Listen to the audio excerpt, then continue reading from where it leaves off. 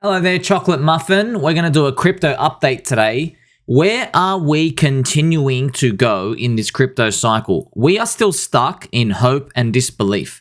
And there's been a lot of news that's come out, and we're going to go through it, all right? So basically, Soy Bankman-Fried, he did the FTX Ponzi. It's very clear that he has been helping to snitch in the background. Of course, there are no confirmed reports because that's not how these things work. He's obviously snitching on the Binance CEO, Changpeng.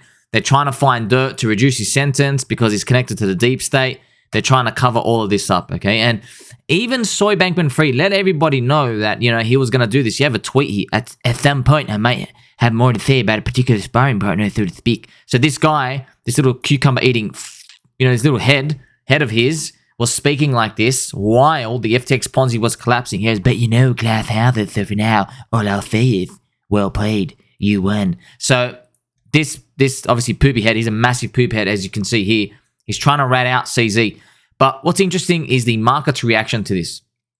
Okay, so he's a soy milk drinker. He's part of the Soy Drinkers Association. But if you have a look at the market, man, it is not doing a big candle that will signify death and destruction. Like if you want to have a zoom in, I'll show you right now so you can have a quick look. You see this candle here?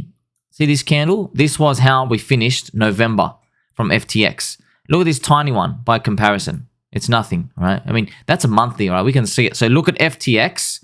I just want to show you, right? FTX was down 25% at the bottom of the bear. That's 25% at the bottom. Look at this. This is only down, 5%. And the SEC went after Coinbase and Binance. And now Garbage Gensler, he has come out and said, cryptocurrency is for hucksters and fraudsters. We don't need another currency. So all this trash, it's the market showing you something's going on. This is why it's important not to watch the news. It's to watch the chart. The chart tells you everything. The chart tells me, and now you, the chart tells us there are insiders. You see here, there are insiders. There are people who are there bidding. The sellers from the super strong hands, they're not appearing. There are no sells because they know something good's coming. What is it? I don't know. It could be the US Fed holds rates, right? Because the market prices these in because there's a high chance that the US Fed holds rates. And I've been checking the Truflation CPI data and it's been very low. And there's a big chance, in this next CPI reading, we're going to wipe out 1% from last year.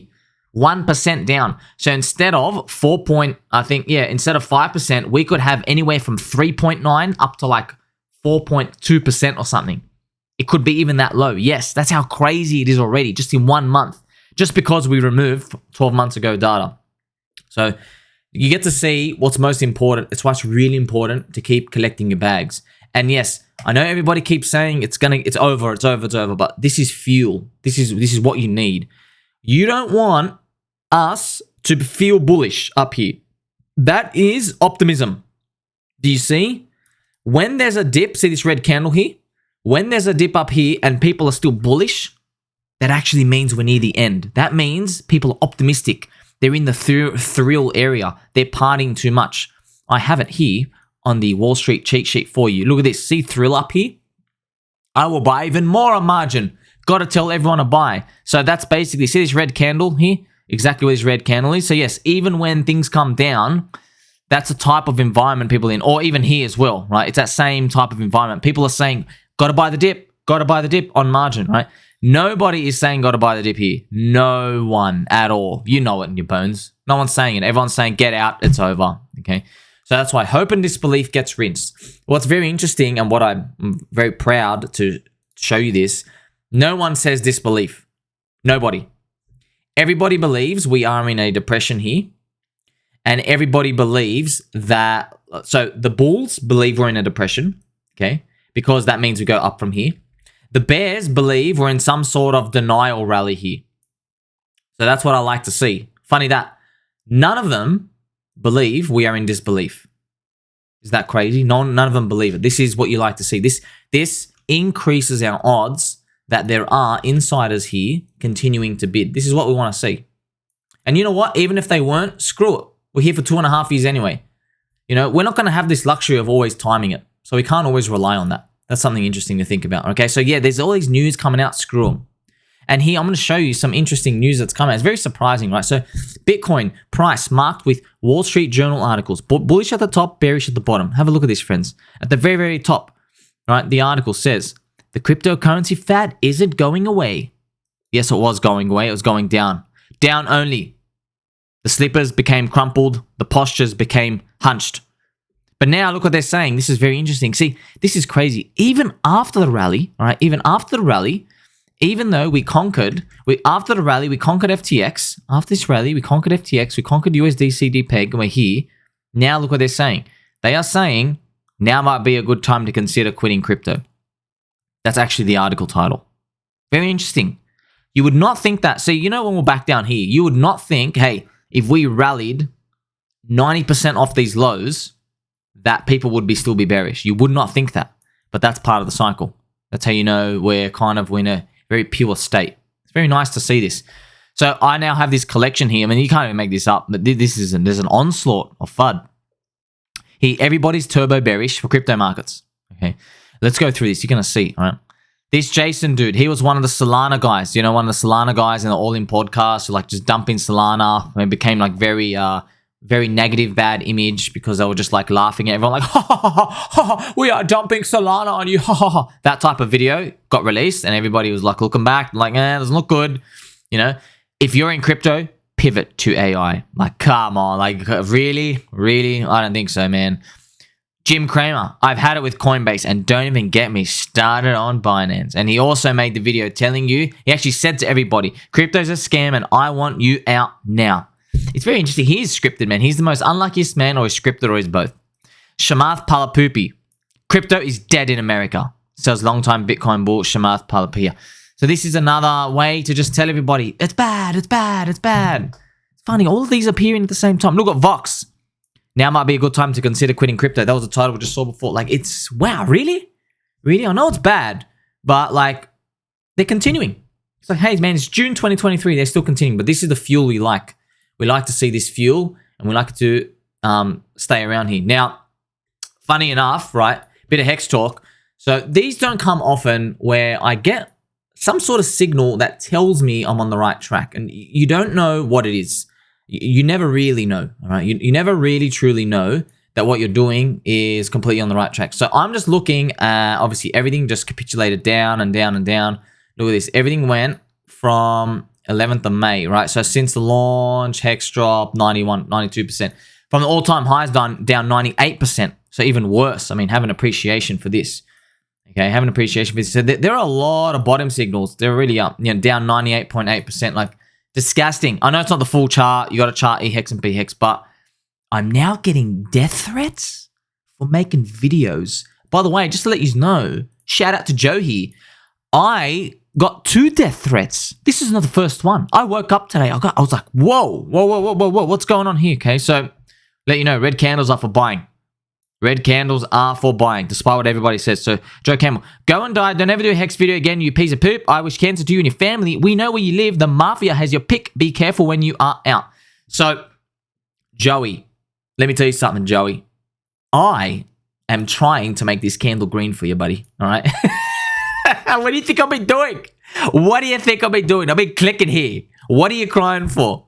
So, this is the reality of the situation, friends. Time capitulates everybody. It's not even the price. All right. This price, I know this sounds scary, but you know, his hex price, it could be 2 cents, it could be 10, it could be literally 0. They're all the same. It's just, you keep it in your head, okay, we just got to make it to 2024. It's the same thing with Bitcoin, same thing with Ethereum, same thing with all the other coins. That's what happens. This rinsing of people in the crowd takes time. This is something, no price movement, no fundamental news, no amount of tweeting by certain people or influencers. Nothing can actually fudge time. That's why they always say, to make it in this game, you don't actually need to be smart. We got peanut brains. You just need peanut balls. You need steel ovaries. That's actually what they say. They always say you need guts. You don't actually need to be a super smart, high IQ person. You literally need, it really is as simple as saying, I've got a peanut brain. What year is it? 2023? Oh, it's not 2025 yet? Okay, see you later. That's it. And everyone's like, what? Where are you going? Yes, This is it. This time and time and time again, this actually happens. It's very amazing how these cycles kind of repeat over and over again. And yes, obviously, I will keep making videos. Joey, I'm trying to pump your bags, sir, because I'm trying to help everyone. Okay, I've done a lot of research here. Now, you can go find the other trash and good luck to them. Okay, because not everything out there has growing network effect. And if they do, they're not cheap. Then you want to buy something cheap, or do you like getting ripped off? So even more indicators here. So Sunny decrease. Sunny is a Bitcoin Maxi, right? Sunny's a Bitcoin Maxi. He actually copped a lot of flack in the previous bull market because he kept saying Bitcoin, Ethereum was a scam, proof of stake is a scam, it's going to zero. But then Ethereum and altcoins blew everything out of the water, and Ethereum stayed strong.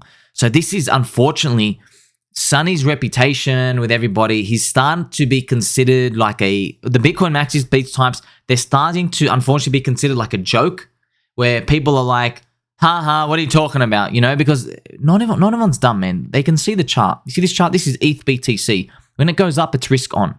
Now, everybody believed that ETH BTC would go down 90% in this bear, but now it's still up here. ETH BTC is still sideways.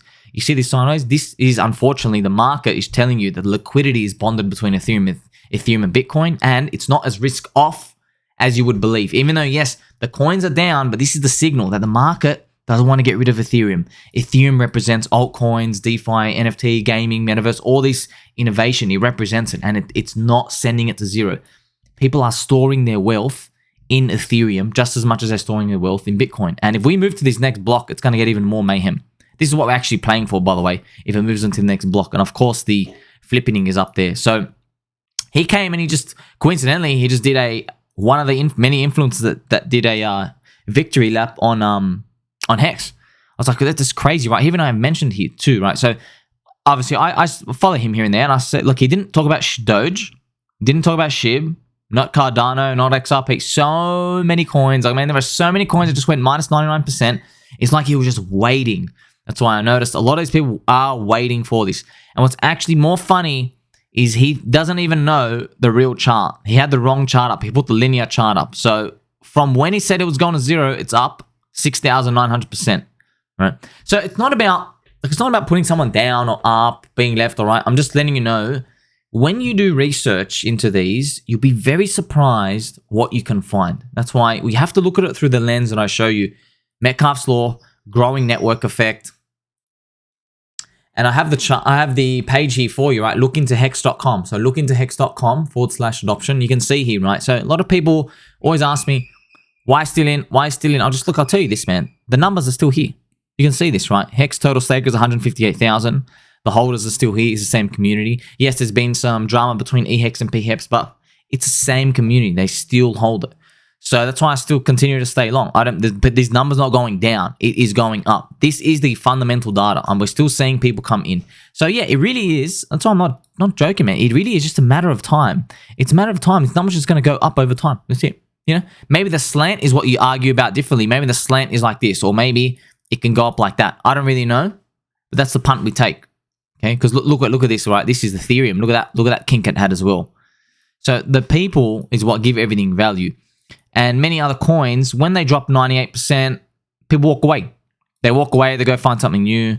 I'm not seeing it, man. I'm seeing everybody still in here. So this is my observation. I'm here just to share with you. Hey, are people walking around? No, everyone's upset. Yes, they stopped looking at their phone, but they're not going anywhere. They're still here. So, but this is why these things are very, very tough to deal with, because nobody wants to see you get tested time and time and time again. Like you want to see something strong. You don't want to constantly be tested. Like, just imagine people had to go through this in gold or the S&P 500, right? But hey, you don't get the upside in them. You're not going to get gold to do a 40x. You're not going to get the S&P 500. The S&P 500 gives you a 2x every 10 years. So that's 7% a year. Gives you a 2x every 10 years. That's what you're going to get. See, you don't get tested like that. But I know it's not like you're more or less of a man or a woman to get tested, but this is just the price you pay, right? The volatility is the price you pay. Because people don't know how to price these things. They go off fear, they go off emotion. Okay? So we've gone through a lot of these things. But really, what can you take home from all this information, right? We're still on the same path. Here are my coins, all right?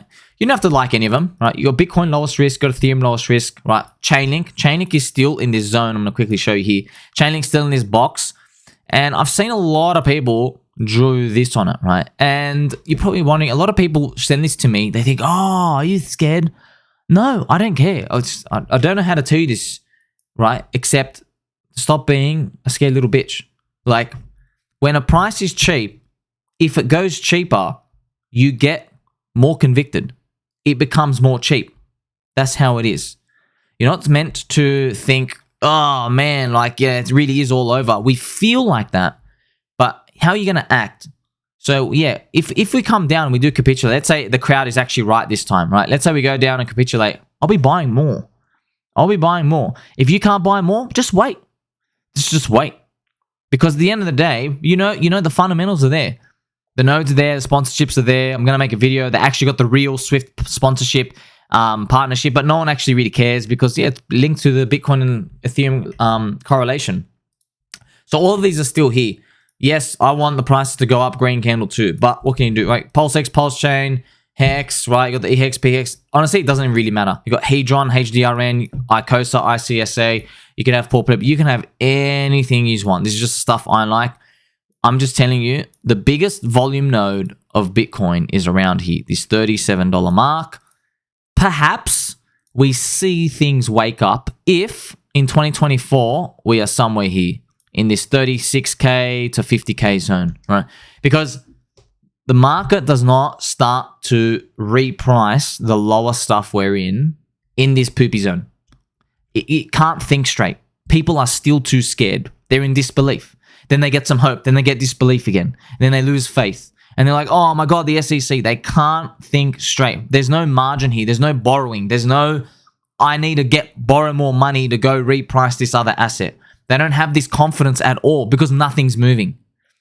That's why we're basically all waiting for Bitcoin and Ethereum to do some price up at some point, right? Maybe go down, I don't know. But if we do some price up, then everyone's like, okay, Ethereum's 3,000.